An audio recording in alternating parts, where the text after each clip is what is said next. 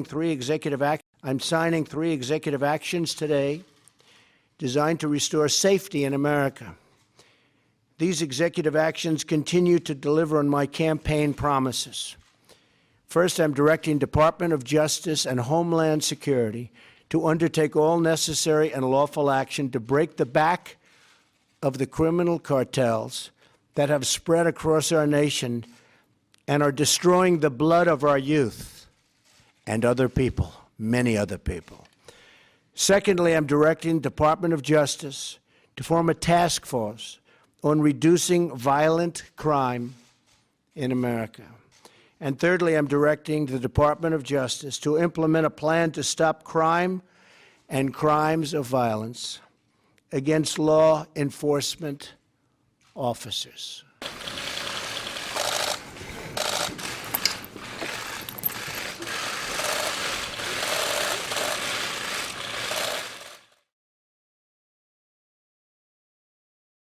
Donald Trump signs executive order giving police more powers. The president has signed 3 orders to tackle public safety moments after he swore in Jeff Sessions as Attorney General. Donald Trump has signed 3 executive orders to deal with public safety, including handing more authority to the police. At the formal ceremony to appoint Jeff Sessions as Attorney General, the president outlined the new mandate that Mr. Sessions would have, including tackling crime, drug cartels and terrorism. He insisted that the U.S. faced the threat of rising crime and that things will get better very soon. I am directing the Department of Justice to reduce crimes and crimes of violence against law enforcement officers, he said. It's a shame what has been happening to our truly great, law enforcement officers. That is going to stop today. One of the executive orders seeks to define new federal crimes and increase penalties for existing federal crimes in order to prevent violence against state and federal police. In 2016, a total of 135 police officers were killed in the U.S., a 5-year high, according to a report from the National Law Enforcement Officers Memorial Fund. Around half of them, -64 officers, were fatally shot while on the job, including 21 who were killed in an ambush-style attack. The number also includes traffic accidents and job-related health issues, for example, heart attacks while working. No mention was made by Mr. Trump of the hundreds of people who die at the hands of law enforcement every year. There were 968 deaths last year, according to the Washington Post, and more than 130 people so far in 2017, according to a database called killedbypolice.net. The executive orders were signed during Black History Month. His speech comes just 1 month after the former administration's DOI concluded that, in Chicago, residents had suffered a pattern of excessive force by police, experienced particularly within communities of color. Chicago was just one city being investigated under former President Barack Obama's government as shocking videos emerged that showed people such as Alton Sterling, Sandra Bland and Walter Scott being violently arrested or killed at the hands of police officers. Civil rights campaigners say the new mandate under Jeff Sessions is unlikely to include continuing the former department's investigation on these deaths or follow through on policing reform. The rate of police officers being indicted or convicted is extremely low. At the swearing-in ceremony of Mr. Sessions on Thursday, Mr. Trump added that the 3 new executive orders, including ordering the Department of Homeland Security to break the back of criminal cartels and asking the Department of Justice to implement a task force to reduce violent crime, were giving a clear sign to criminals. "Your day is over," he declared. "A new era of justice begins, and it begins right now." Mr. Sessions, a longtime senator from Alabama who was once deemed too racist to serve as a federal judge, told reporters that the U.S. has a crime problem. "I wish the rise that we're seeing in crime in America today were some sort of aberration or a blip," he said. "My best judgment, having been involved in criminal law enforcement for many years, is that this is a dangerous, permanent trend that puts the health and safety of America at risk," he added. Mr. Trump's and Mr. Sessions' claims of permanent, rising crime have consistently been debunked. Despite a slight rise in crime over the past 2 years, it has gone down significantly over several decades and is much lower than in the 1980s and 1990s. Mr. Sessions added that he would fight terrorism and implement a lawful system of immigration. "We need to end this lawlessness that threatens the public safety and pulls down the wages of working Americans," he said. Mr. Sessions was widely reported to be one of the key architects of the Muslim ban, an executive order signed on the 27th of January which banned all travelers from 7 Muslim-majority countries in the name of fighting terrorism, despite these countries having produced no terrorist who killed a single American on U.S. soil as part of a terrorist attack since 2001. The order was signed on International Holocaust Remembrance Day. Mr. Trump was also criticized for beginning his pitch to black voters just a few weeks before the presidential election in November. He told black churchgoers in Ohio that communities of color have crime-ridden inner cities, no jobs, and their schools are no good. "What the hell do you have to lose?" he asked them. The next 4 to 8 years will reveal the answer.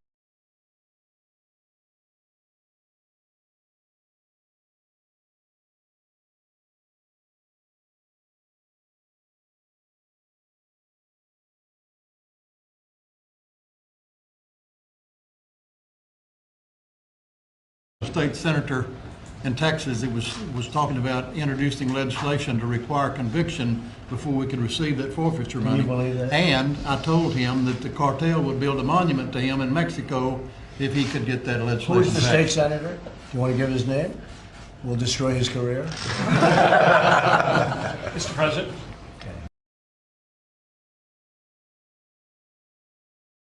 State senator in Texas that was talking about introducing legislation to require conviction before we could receive that forfeiture money. Can you believe that? And I told him that the cartel would build a monument to him in Mexico if he could get that legislation. Who's the state senator? Do you want to give his name? We'll destroy his career. Mr. President.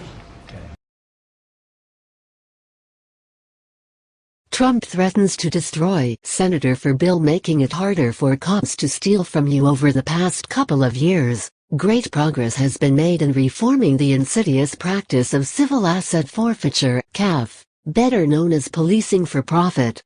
CAF is one of the biggest threats to property rights employed by government, and Trump apparently wants to keep it. Using CAF, local police departments and federal governments seize cash and assets from innocent people who are never charged with a crime, on the mere suspicion, often fabricated, that the cash or assets were involved in criminal activity. Even when a person is cleared of wrongdoing, in most states that person must incur legal fees and court costs to get their property back, creating a severe disincentive to even try. Originally set up in the 1980s to drain resources from criminal organization, CAF is now used by police to rake in millions from innocent people, mostly under the guise of war on drugs, so they can buy militarized police gear and further train themselves in the art of oppression. As the Institute for Justice points out, several states have made significant improvements, effectively abolishing CAF by requiring a criminal conviction for government to keep cash and assets. These laudable reforms have, of course, been heavily criticized by law enforcement, who only sees a threat to their profits. But now, it appears civil asset forfeiture reform has encountered a major obstacle in the form of President Trump. On Tuesday, Trump met with sheriffs from around the country to hear their concerns, as the president has vowed to pursue a law and order agenda. There, Texas Sheriff Harold Evenson complained about efforts in his state to end policing for profit. Read more. Cop caught training his canine to be a vicious attack dog keeps his job. There's a state senator in Texas that was talking about legislation to require conviction before we could receive that forfeiture money, said Evenson. Can you believe that? Trump said in response. Who is the state senator? Do you want to give his name? We'll destroy his career. This shocking statement was met with laughter from the crowd of cops, but Trump's face remained dead serious. Evenson even seemed taken aback, and did not offer the name of the state senator who dares to suggest requiring a criminal conviction before seizing someone's property. The apparent willingness of Trump to destroy the career of lawmakers who believe private property and civil liberties should be protected is just one more indication of Trump's rather frightening authoritarian tendencies. When it means seizing cash and property and perpetuating the war on drugs, the mantra of less government is forgotten. Evenson defended the president, suggesting that he didn't really mean what he said. He was just being emphatic that he did not agree with that senator's position, Evenson said, adding of the senator in question, "I'm not into assassinating his character. But if there's anything we have learned about Trump, it's that he is unpredictable and not afraid to stoop to shocking levels of deception and aggression." According to Dallas News, 2 Texas senators have offered legislation this year to require conviction before someone's assets could be seized. Senator Connie Burton, a Republican who often pushes civil liberties legislation to protect personal information and property, was a fierce critic of Trump during the campaign. She and Senator Juan Chuy Hinojosa, a McAllen Democrat, have formed an unlikely team pushing this asset forfeiture legislation.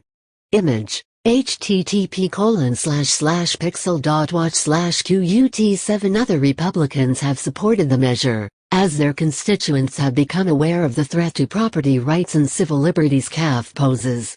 Read more. Cop forgets about the First Amendment and YouTube claims it's against the law to film in the target of the sheriffs and Trump's ire is still unknown, but Senator Burton is not being intimidated and has penned a response, which she posted on Twitter. "I have never met with Sheriff Evenson, nor even heard of him before yesterday. However, I take exception to his comments on asset forfeiture reform. While I certainly want law enforcement to have the tools necessary to combat large criminal enterprises, we must be vigilant to safeguard the rights of everyday citizens from potential abuse.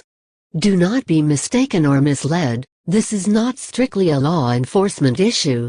This is a property rights issue. Property rights are one of the foundational rights in any free society, and the taking of property by government is no small matter. Requiring the government to secure a criminal conviction before permanently taking property from citizens is simply common sense. We would not stand for anything less when it comes to our personal liberty or freedom. Why should we allow our property to be taken so easily? We should not diminish the constitutional protections guaranteed for all in the Fourth and Fifth Amendments to more easily punish criminals. On the contrary, we should defend these protections more fiercely than ever so they are strong for future generations. I will not be discouraged nor deterred. The moment for reform of our system of asset forfeiture has arrived. Please join me in this effort. Read more at http://thefreethoughtproject.com/Trump-threatens-destroy-senator-CAF/#X4IX wave glaze 9.99